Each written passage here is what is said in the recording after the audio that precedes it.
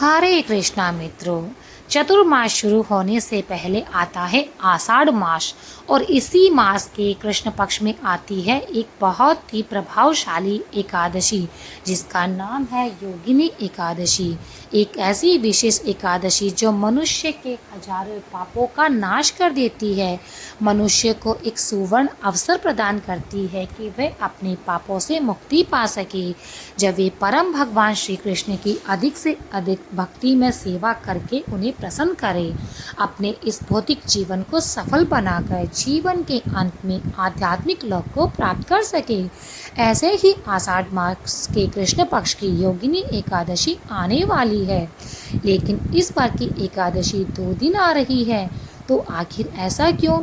शास्त्र इस विषय में क्या कहते हैं और कौन से दिन हमें इसका पालन करना है, आइए जानते हैं। अगर दोनों दिन कोई व्रत रखना है तो किस प्रकार से रखें, शुभ मुहूर्त क्या होंगे, पारण का समय क्या होगा, आइए विस्तार से जानते हैं। अब जरा ध्यान से सुने। अगर आप गर्भवती महिला हैं तो भगवान ने आपको मातृत्व का सौभाग्य दिया है, या फिर आप आने वाले समय में अपने जीवन में प्रेगनेंसी प्लान कर रही है, उसकी तैयारी कर रहे हैं, तो उस विषय में सही ज्ञान भी उतना ही आवश्यक है। और सही ज्ञान हमारे शास्त्रों में गर्भ विज्ञान के रूप में बताया गया है। और ये गर्भ विज्ञान क्या है?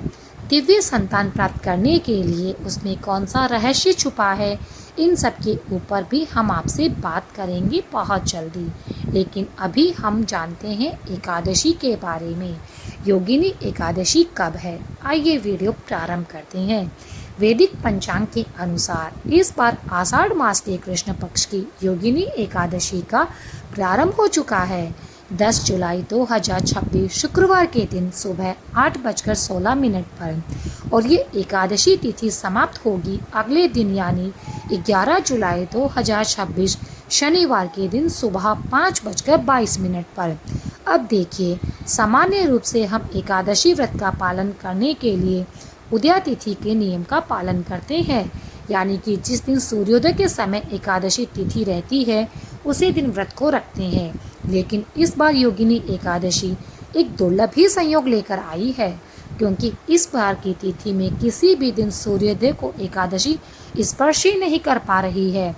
यानी कि 10 जुलाई को सूर्योदय के समय पर दशमी तिथि विद्यमान रहती है, क्योंकि एकादशी तो सुबह 8:16 पर शुरू होंगी और अगले दिन 11 जुलाई को जब सूर्योदय हो रहा होगा उससे पहले ही की यानी सुबह 5:22 पर ही एकादशी तिथि समाप्त भी हो जाएगी, फिर द्वादशी तिथि प्रारंभ हो जाएगी।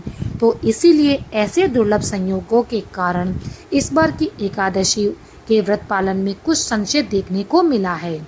अब देखिए, परंपरा के अनुसार जो लोग इसका पालन करते हैं वह इस बार योगिनी एकादशी व्रत का 10 जुलाई 2026 शुक्रवार के दिन रख रहे हैं, क्योंकि एकादशी तिथि सुबह 8:16 से लेकर अगले दिन सुबह 5:22 तक है, यानी दिन और रात्रि के लगभग संपूर्ण भाग में एकादशी है।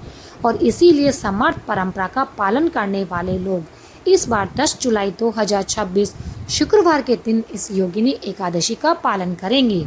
लेकिन वैष्णव परंपरा के अनुसार इस योगिनी एकादशी का पालन किया जाएगा 11 जुलाई 2026 शनिवार के दिन, क्योंकि हमारे शास्त्र कहते हैं कि एकादशी तिथि में अगर थोड़ी सी भी दशमी तिथि सम्मिलित हो जाती है तो उस दिन एकादशी व्रत का पालन नहीं किया जाता, क्योंकि दशमी के दिन एकादशी तिथि का पालन नहीं करते हैं। उसके बाद हम अगले दिन उस द्वादशी तिथि पर ही एकादशी का पालन कर सकते हैं। इसीलिए इस बार वैष्णव परंपरा के अनुसार योगिनी एकादशी का पालन हम करेंगे 11 जुलाई 2026 शनिवार के दिन। चलिए अब बात करते हैं, जो लोग 10 जुलाई के दिन एकादशी का व्रत रखेंगे उनके लिए शुभ मुहूर्त और समय कौन सा है। तो 10 जुलाई 2026 शुक्रवार के दिन ब्रह्म मुहूर्त का समय रहेगा सुबह 4:10 से लेकर 4:55 के बीच में। प्रातः काल में भगवान श्री विष्णु की पूजा अर्चना करने का समय रहेगा सुबह 4:30 से लेकर 5:30 के बीच में, और सूर्योदय होगा सुबह 5:30 पर। सूर्यास्त का समय रहेगा शाम को 7:25 पर संध्या काल में, और भगवान श्री हरि विष्णु की सेवा पूजा अर्चना करने का समय रहेगा शाम 7:22 से लेकर 8:25 के बीच में। इस दिन अभिजीत मुहूर्त का समय रहेगा सुबह 11:58 से लेकर दोपहर के 12:54 तक। अमृत काल का समय रहेगा सुबह 8:47 से लेकर 10:16 तक। विजय मुहूर्त रहेगा दोपहर में 2:45 से लेकर 3:40 के बीच में। इस दिन भरणी नक्षत्र रहेगा दोपहर में 1:15 बजे से लेकर, उसके बाद प्रतिज्ञा नक्षत्र प्रारंभ हो जाएगा। इस दिन राहु का समय रहेगा 10:42 से लेकर 12:26 के बीच में। तो इसीलिए इस समय के दौरान कोई भी शुभ या मांगलिक कार्य ना करें। अब जो भक्त 10 जुलाई को एकादशी का व्रत कर रहे हैं उन्हें इस व्रत का पालन करना होगा। अगले दिन यानी 11 जुलाई 2026 शनिवार के दिन दोपहर में 1:50 से लेकर शाम को 4:30 बजे के बीच में। जी हाँ, यहाँ पर इस बात को ध्यान रखिएगा, सामान्य रूप से पारण का समय प्रातः काल में सूर्योदय के तुरंत बाद होता है, लेकिन इस बार द्वादशी तिथि का आरंभिक भाग को हरवासर कहा जाता है और ये हरिवासर 11 जुलाई को सुबह 10:30 तक रहेगा। तो इसीलिए हरिवासर के समय में पारण करना उचित नहीं है और इसीलिए इस बार पारण का शुभ समय प्रातः काल की बजाय दोपहर में रखा गया है।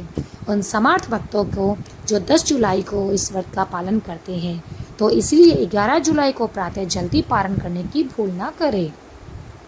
दोपहर में 2 बजे के बाद आप पारण कर सकते हैं। इसीलिए हम बार बार कहते हैं कि पारण का समय हमेशा प्रमाणभूत स्रोत से ही जानना चाहिए, क्योंकि निर्धारित समय से पहले या बाद में किया गया पारण वर्षों की श्रद्धा से रखे गए व्रत के फल को भी अधूरा कर सकता है।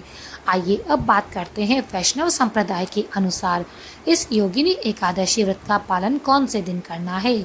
हरि भक्ति विलास में इस सिद्धांत का उल्लेख मिलता है कि एकादशी तिथि में दशमी तिथि का लेश मात्र भी अगर मिश्रण हो जाए तो वह एकादशी अपूर्ण मानी जाती है।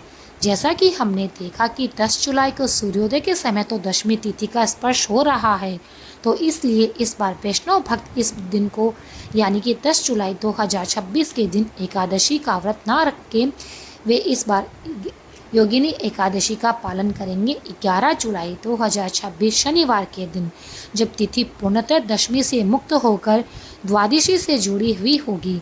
इसे गौण एकादशी या फिर अतिरिक्त एकादशी भी कहते हैं। तो आइए अब जो भक्त 11 जुलाई को ये व्रत करेंगे उनके लिए शुभ मुहूर्त क्या है। 11 जुलाई 2026 शनिवार के दिन प्रातः ब्रह्म मुहूर्त का समय रहेगा सुबह 4:10 से लेकर 4:51 के बीच में। इस दिन सूर्योदय होगा 5:31 पर। प्रातः काल में भगवान श्री कृष्ण की पूजा, भक्ति, मंगल आरती इत्यादि करने का समय रहेगा सुबह 4:30 से लेकर 5:31 तक। संध्याकालीन पूजा अर्चना करने का समय रहेगा शाम को 7:25 से लेकर 8:25 के बीच में। सूर्यास्त होगा शाम को 7:22 पर। इस दिन अभिजीत मुहूर्त का समय है सुबह 11:58 से लेकर दोपहर के 12:54 तक। अमृत काल का समय रहेगा सुबह 8:52 से लेकर 10:19 के बीच में। तो भक्तों, आपको 11 जुलाई के दिन इस एकादशी व्रत का पालन कर रहे हैं तो उन्हें इस व्रत का पालन करना है। अगले दिन पारण 12 जुलाई 2026 के दिन सुबह 5:30 बजे से लेकर 10:30 के बीच में आप द्वादशी तिथि सूर्योदय से पहले समाप्त हो जाएगी और इसीलिए संपूर्ण प्रातःकालीन समय पारण के लिए पूर्णतः निर्विघ्न और शुभ रहेगा। और हाँ, इसी दिन यानी 12 जुलाई को रवि प्रदोष व्रत और मासिक शिवरात्रि भी है।